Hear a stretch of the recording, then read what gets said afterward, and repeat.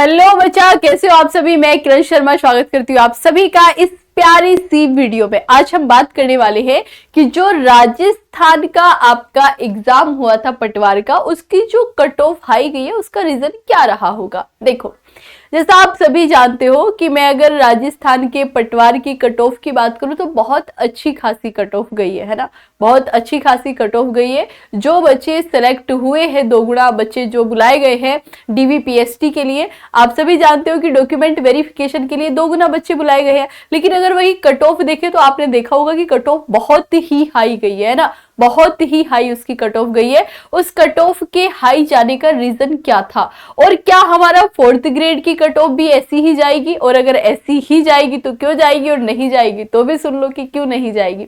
इसी बारे में हम बात करने वाले हैं। देखो, अगर मैं राजस्थान के पटवार एग्जाम की बात करूं तो आप सभी को पता है कि जो इसका पेपर होना था वो पेपर होना था अपना कब, उसका जो डेट आई थी वो बताया गया था कि अप्रैल के आसपास ये पेपर कंडक्ट करा लिया जाएगा।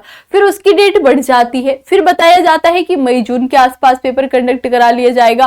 फिर वहां से भी उसकी डेट बढ़ जाती है, और फिर वो पेपर ऐसे होते होते अपना 17 अगस्त को पहुंच जाता है, और फिर अपना जो पेपर कराया जाता है वो 17 अगस्त को कराया जाता है।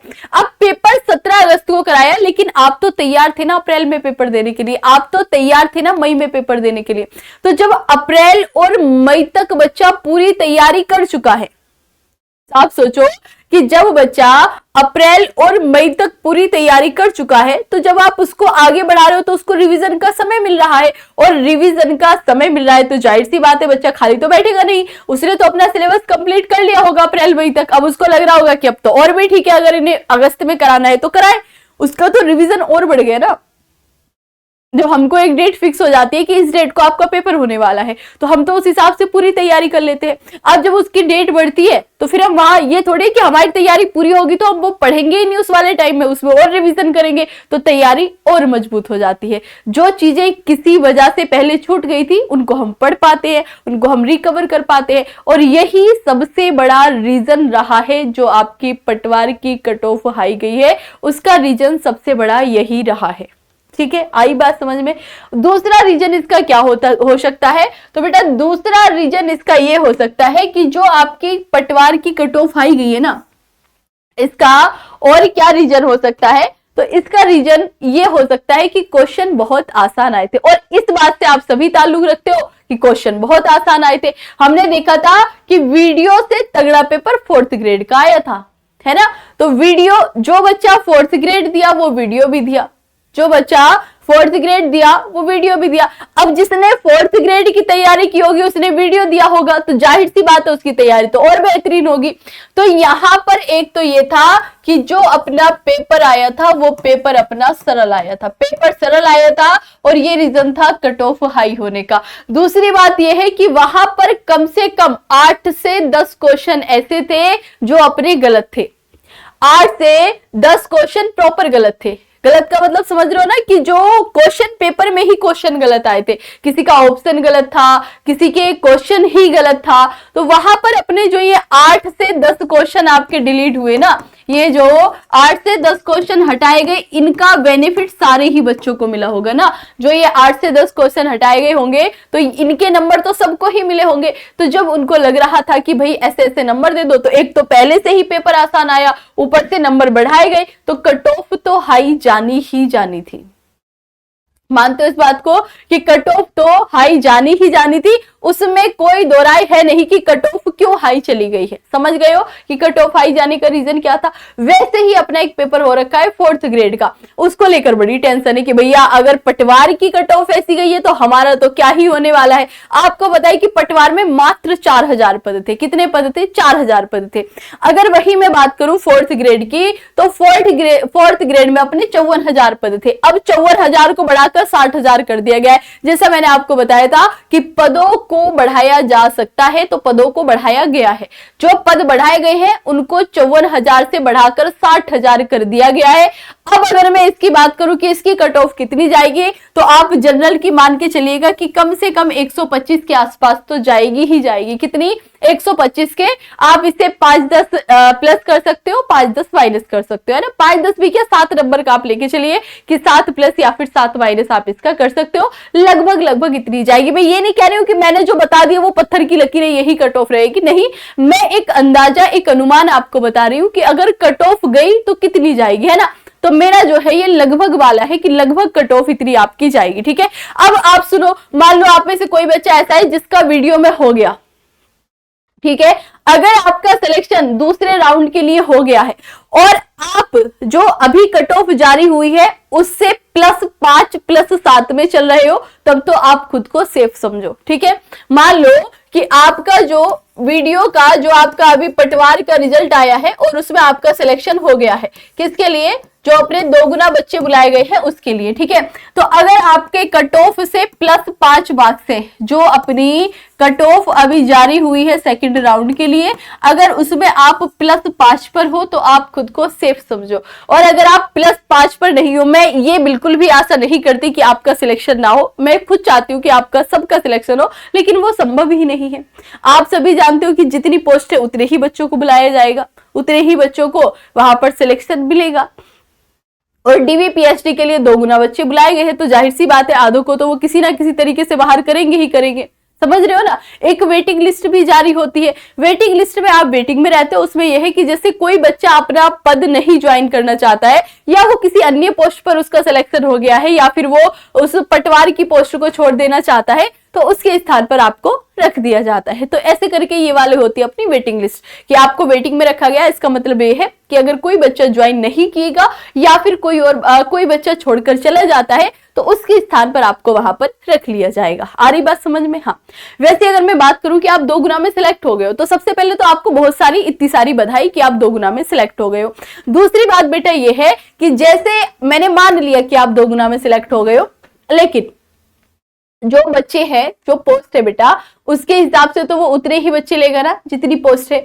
तो मैं ये आपको समझाना चाह रही हूं कि अगर आपको लगता है कि जो कट ऑफ जारी की गई थी उससे आपके नंबर 5 फालतू है, उससे आपके 5 नंबर फालतू हैं, तो आप खुद को सेफ समझो कि आप डीवीपीएससी में भी निकल जाओगे। आप खुद को समझ सकते हो कि आप फाइनल तक जा रहे हो।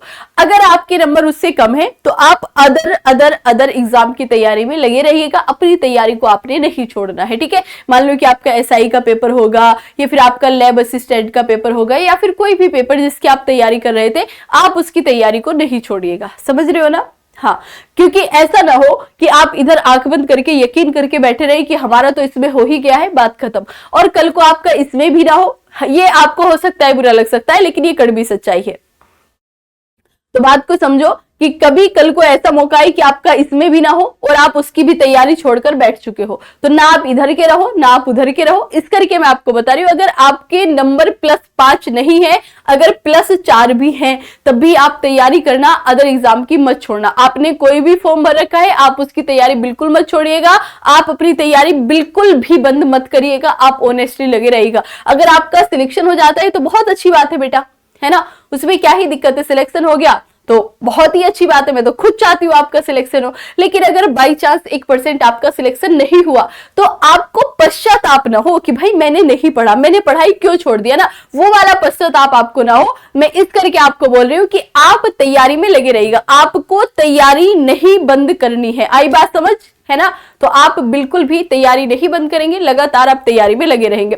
अच्छा, इसका फायदा क्या होगा कि मान लो कि आपने तो फॉर्म भी नहीं भर रखा है अभी, क्या करे, अभी तो हमने कोई फॉर्म नहीं भर रखा, तो हम फिर क्या करें? तो कोई दिक्कत नहीं है ना बेटा, सीईटी का आपका फॉर्म आने वाला है, उसके लिए आप तैयारी कर सकते हो, आगे आने वाले फॉर्म भर सकते हो। 2026 में आपकी बहुत सारी वैकेंसी आने वाली है, हो सकता है कि पटवार भी। आप समझो ना कि अगर सीईटी का पेपर होगा तो 4th ग्रेड की वैकेंसी भी आएगी और पटवार की भी आएगी। और अगर 2026 में वापस से वैकेंसी आएगी तो कम से कम वो मौका तो आपका खाली ना जाए। तो इसलिए आपको पढ़ाई बिल्कुल भी नहीं छोड़नी है। जिस हिसाब से आयोग के द्वारा रोज रोज ट्वीट किया जाता है, कभी कोई ट्वीट कर रहा होता है, कभी कोई ट्वीट कर रहा होता है, तो वहां बताया जाता है कि भैया ये ये वाली परीक्षा आपकी वापस से होने वाली है।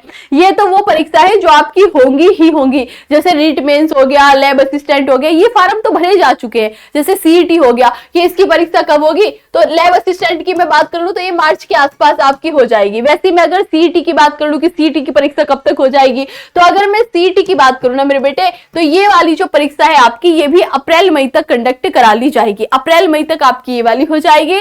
और उसके अलावा एसआई में तो अपना कंफर्म ही है कि एसआई की परीक्षा आपकी अप्रैल में करा ली जाएगी। उसके अलावा फर्स्ट और सेकंड ग्रेड की जो आपकी भर्ती जो आपकी परीक्षा होगी वो अपनी जून जुलाई तक करा ली जाएगी, है ना। मोटा माटी मान के चलिएगा, जून लास्ट और जुलाई के शुरुआत तक की परीक्षा आपकी करा ली जाएगी। उसके मेरे ख्याल से इसकी तो डेट भी आ गई, मैंने आपको बताया था, मेरे ख्याल से जुलाई में परीक्षा होगी, है ना। और वैसे ही आपकी एलडीसी की परीक्षा भी इसी बीच करा ली जाएगी। अब जो नई वैकेंसी आएगी वो कौन कौन सी है, तो आपका वीडियो की वैकेंसी आएगी, उसके अलावा पटवारी की आएगी, है ना, उसके अलावा पटवारी की आएगी, उसके अलावा फोर्थ ग्रेड की आएगी। हो सकता है कि आपका लैब असिस्टेंट की भी नई भर्ती आ जाए, है ना। नई भर्ती तो खैर अभी थोड़ा सा नहीं कह सकते लैब असिस्टेंट को लेकर, लेकिन और बहुत सारी भर्तियां जैसे आपकी पुलिस में हो जाती है, और भी बहुत सारी भर्ती आपको 2026 में देखने को मिलेंगी। और ये वाले सारे एग्जाम तो 2026 में आपके कंडक्ट करा ही लिए जाएंगे। तो आपको बिल्कुल भी ये सोचकर नहीं रहना है कि हम तैयारी छोड़ दें, ठीक है, क्योंकि जब हम एक स्टेप बढ़ते हैं उसके बाद ही हम दूसरा, तीसरा, चौथा, ऐसे धीरे धीरे हम बढ़ते हुए चलते हैं। समझ रहे हो ना बात को। तो तैयारी तो बिल्कुल भी नहीं छोड़नी है। अगर आपका फोर्थ ग्रेड में हो गया है, आपका सिलेक्शन हो ही गया है, उसके बाद भी आप पढ़िएगा, उससे और आगे जाने की तैयारी कीजिएगा। जिंदगी का नाम ही ठहराव नहीं है, समझ रहे हो ना। तो हमको जब जिंदगी हर पल बदलती है तो हम अपने आप को कैसे रोक कर रख सकते हैं, समझो ना। अगर हमको आगे बढ़ना है तो हमको लगे रहना पड़ेगा, हमको तैयारी करनी पड़ेगी। तो इस बात के लिए आप गांठ बांध लो। और बेटा मैं आपको फिर से बता रही हूं कि एसआई के लिए, चाहे आपका एसआई हो, चाहे आपका कोई भी, जैसे मैं लैब असिस्टेंट की बात करूं, बहुत सारे टीचर इतनी मोटी मोटी पोथी पुस्तकें आपको दिखा दे रहे हैं कि ये हमारी आ रखी है, ये हमारी आ रखी है, अपने ही गुणगान किए जा रहे कि हमारी तो हजारों की संख्या में सिलेक्शन होता है, ये होता है, वो होता है। तो ऐसा है बेटा, अगर आपको शौक है बहुत सारे पोथी पत्रे पढ़ने का तो आप बिल्कुल पढ़िएगा। मैं उस चीज से बिल्कुल भी मना नहीं करूंगी कि आप ना पढ़िएगा। और मैं ये भी नहीं कह रही हूं कि आप सेल्फ स्टडी से सिलेक्शन नहीं ले सकते, बिल्कुल ले सकते हो। लेकिन अगर मैं हमारे यहाँ की बात करूं, मैं केजीएस की बात करूं, तो आपके लिए एक बैच आ रखा है, ऑफिसर बैच, जो आपका राजस्थान एसआई के लिए आ रखा है ना। उस राजस्थान एसआई के बैच में आपको आरएएस प्री की तैयारी करवाई जा रही है। उसके अलावा जो आपका लैब असिस्टेंट का पेपर होने वाला है ना, अगर आप वहां से पढ़ लेते हो तो आपका उसका भी सिलेबस कवर हो जाएगा। समझ रहे हो बात को। तो इतने सारे, इतने मोटे मोटे ग्रंथ पढ़ने से अच्छा है कि आप किसी एक ऐसे बैच को परचेज करो जहां से आप एक साथ 2 से 3 एग्जाम की तैयारी कर पाओ, ठीक है। इसके लिए मैं आपको फोर्स नहीं कर रही हूं कि आपको खरीदना ही है, आपको पढ़ना ही पड़ेगा, ऐसा कुछ नहीं है। और उतना महंगा वो बैच भी नहीं है, मुश्किल से 1299 रुपए का बैच है। उसमें आपको एसआई की तैयारी, आरएएस प्री की तैयारी, उसके अलावा आप जब उसको पढ़ोगे ना बेटा तो आपको रियलाइज होगा कि यहां से हम अन्य एग्जाम भी दे सकते हैं, ठीक है। तो आपको अगर पैसे इन्वेस्ट करने ही है, आपको पैसे खर्च करने ही है, कहीं पैसे लगाने ही है, तो कहीं ऐसी जगह लगाओ कि जहां से आपका फायदा ज्यादा हो, है ना। मैं बिल्कुल भी इस चीज को लेकर नहीं डिसएग्री में नहीं कर रही हूं कि आप वहां से ले रहे हो तो आप गलत हो, आप वहां से पढ़ रहे हो गलत हो, वो आपकी अपनी मर्जी है, आपकी अपनी इच्छा है। लेकिन मैं आपको इस करके सजेस्ट कर रही हूं कि ताकि आपको पता चले कि कैसे पढ़ाई होती है, कैसे कंटेंट, कैसे क्वेश्चन पूछे जाते हैं और कैसे आप अपने समय को बचा सकते हो। सोचो ना, एक तरफ तो आप आरएएस प्री के लिए पूरी किताबें लेकर बैठे हो, दूसरी तरफ आप एसआई के लिए एक अलग चट्टा लगाकर बैठे हो, उसके बाद आपको लैब असिस्टेंट का तीसरा चट्टा लग जाए। इतनी मोटी मोटी किताबें जो सजेस्ट की जा रही है, जैसे मैं देख पा रही हूँ अलग अलग क्या बोलते हैं संस्था में, कि इतनी मोटी मोटी किताब, भैया हमारी ये आ रखी है। एक शब्द बोलते हैं, दूसरे शब्द पे प्रमोशन होता है कि हमारी ये किताब आ रखी है। इधर एक शब्द बोला हमारा ये बैच आ रखा है, फिर एक शब्द बोला हमारी ये किताब आ रखी है। तो मैं जेन्युइन बात बता रही हूँ आपको, अगर आपको लगता है कि आपको वो किताबें लेकर इतने ग्रंथ से पढ़ने हैं तो आप पढ़िएगा। अगर आपको लगता है कि आपको सिलेक्टिव कंटेंट चाहिएगा तो आप केजीएस से बिल्कुल जुड़िएगा। और साथ ही आपको बता दूं कि 12-15 पर अपनी क्लास होती है हिंदी की, जो राजस्थान एसआई के लिए हो रही है। उसके अलावा बेटा मैंने YouTube पर ही आपको हिंदी की पूरी क्लासेस दी थी वीडियो के लिए, और आपको बहुत अच्छे उसके 4th ग्रेड के लिए, और आपको बहुत अच्छे से पता है कि वहां से YouTube वाली क्लास से सीधे सीधे क्वेश्चन छपे थे। आपको लग रहा है कि हाँ मैं फेंक रही हूँ, तो क्लास अभी भी पढ़ी है, जाकर आप देख लेना, ठीक है ना। हाँ, तो जेन्युइन कंटेंट अगर आपको चाहिए होता है तो आप कीजिए, इसके साथ जुड़े रहिएगा, और फिर आपसे ऐसे ही किसी अच्छी सी वीडियो के साथ फिर मुलाकात होगी। तब तक के लिए सभी को प्रणाम, राधे राधे, जय हिंद, अच्छे से ख्याल रखिएगा और पढ़ाई करते रहिएगा। राधे राधे।